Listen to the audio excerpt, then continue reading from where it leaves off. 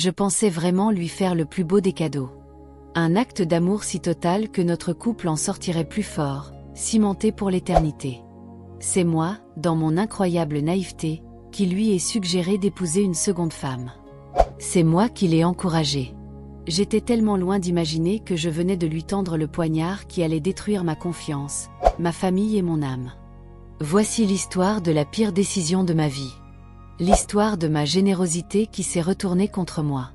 Notre histoire, celle de Karim et moi, Amina, avait pourtant démarré comme un conte de fées. On s'est rencontrés à la fac, lui en fin d'études d'ingénieur, moi en lettres.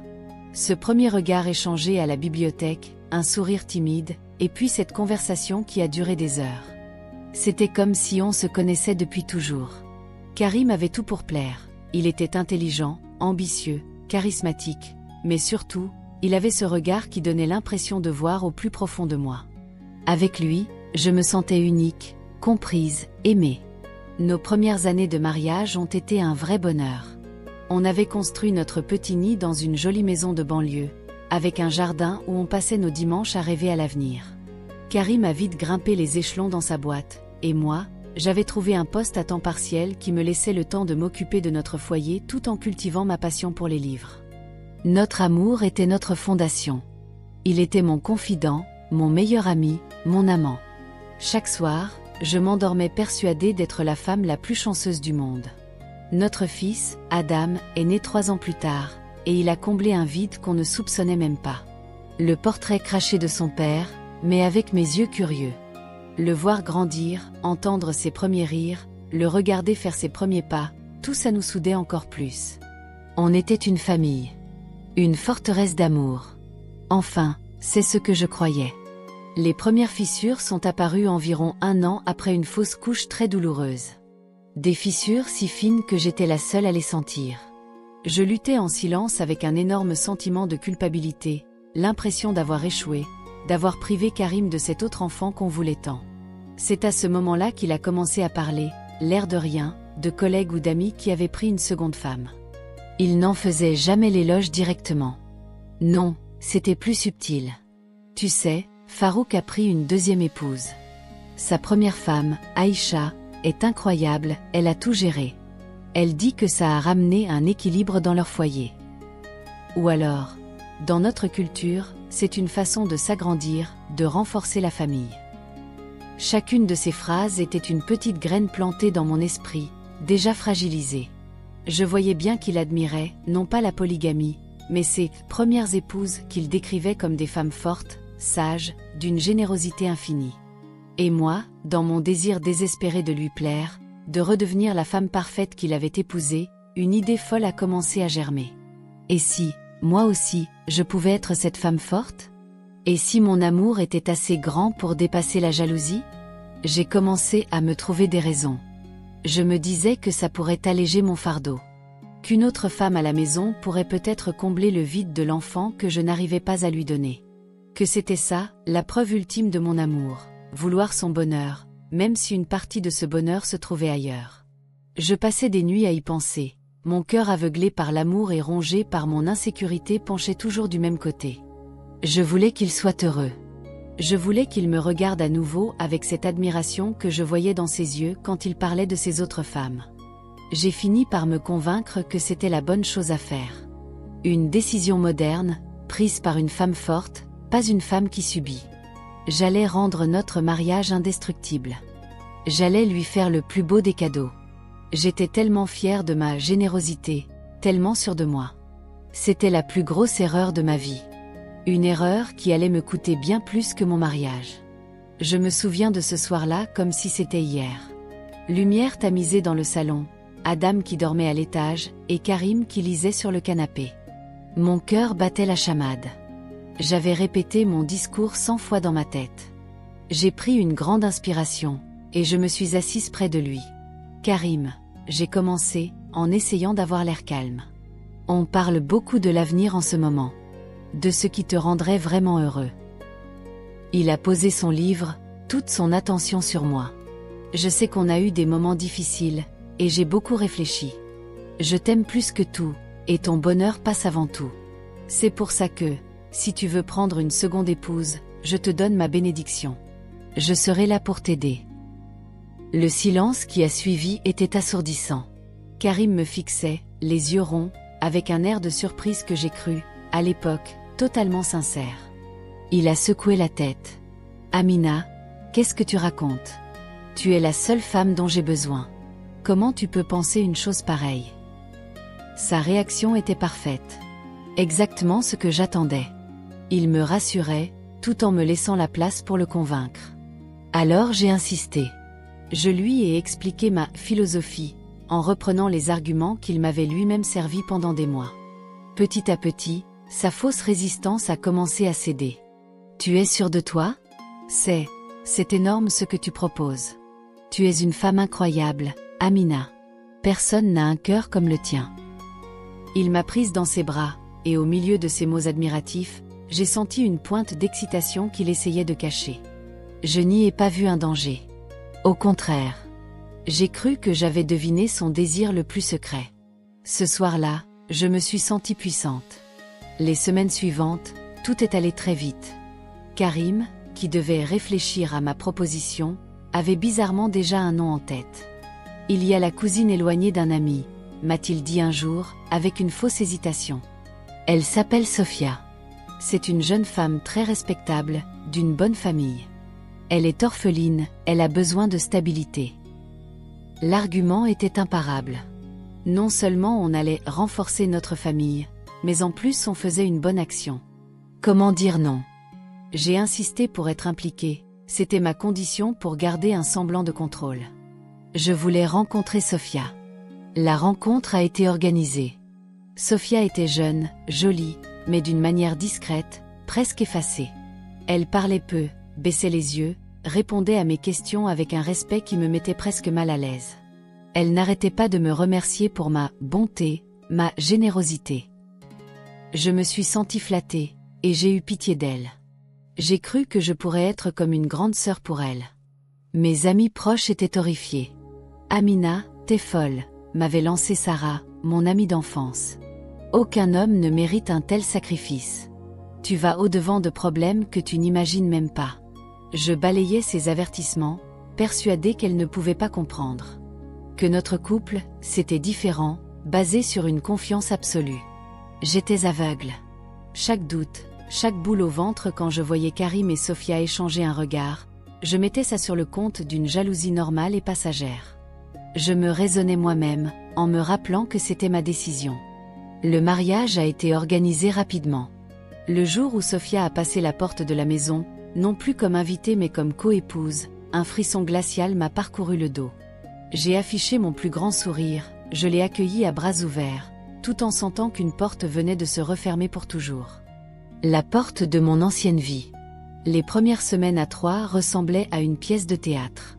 Je jouais mon rôle de première épouse bienveillante, Sofia jouait la nouvelle venue reconnaissante, et Karim, l'arbitre juste et équitable. On dînait ensemble, on se partageait les tâches, une harmonie de façade. Mais sous la surface, les choses commençaient doucement à déraper. Le premier signe, ça a été la distance. Karim, mon Karim, qui me racontait toutes ses journées, a commencé à s'éloigner.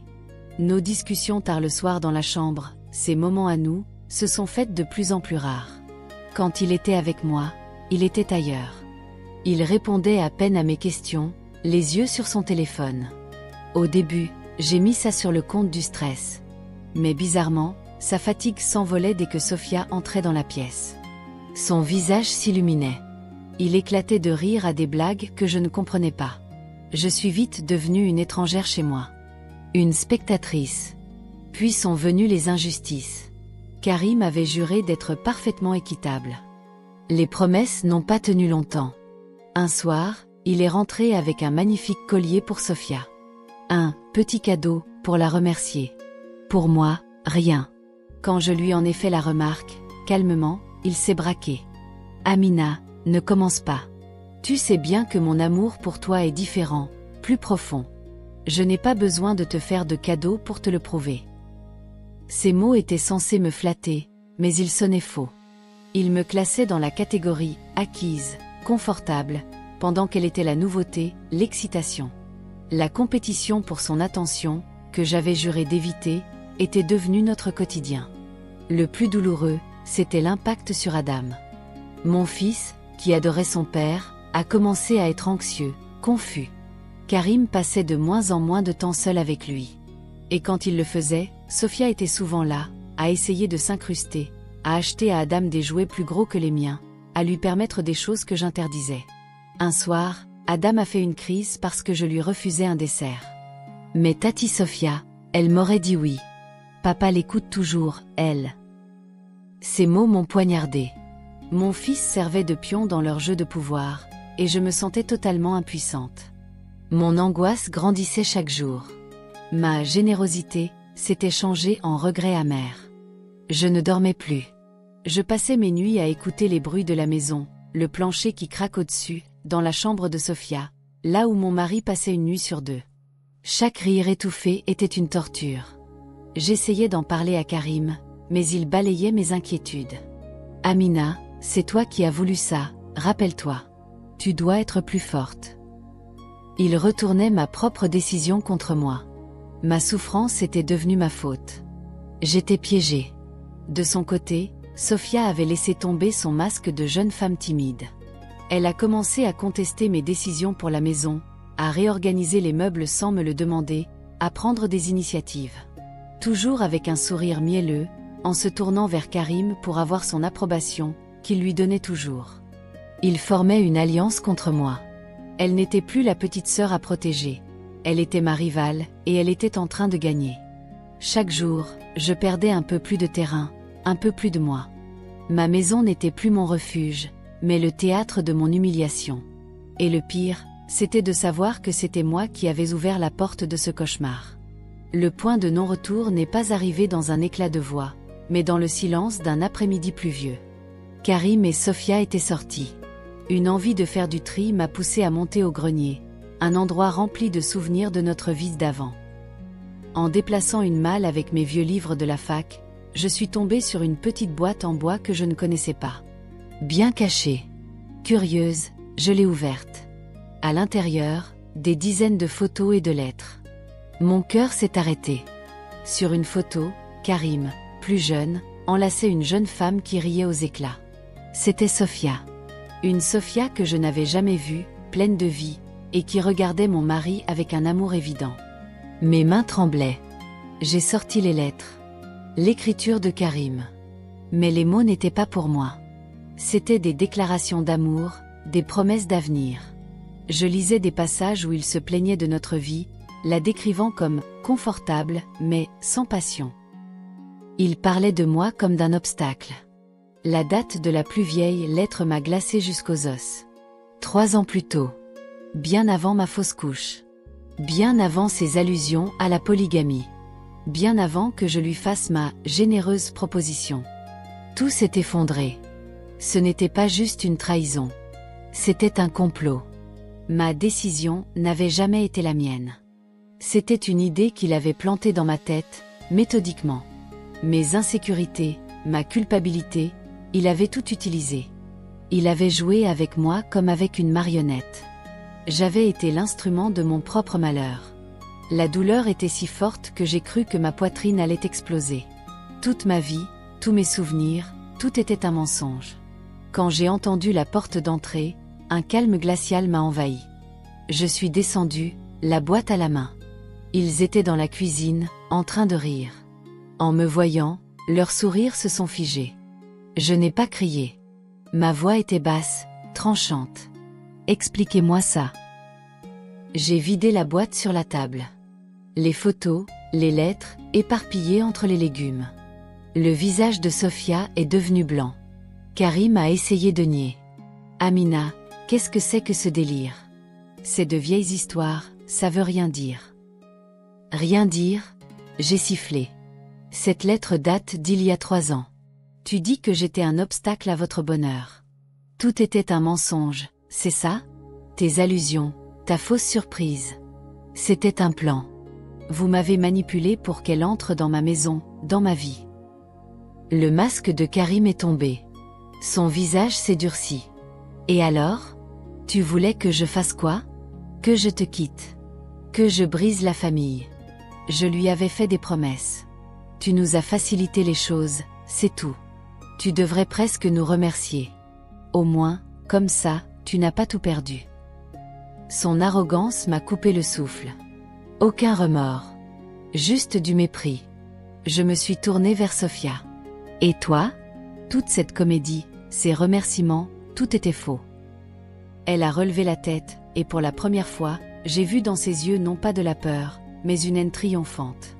Tu étais sur mon chemin, a-t-elle dit d'une voix pleine de venin.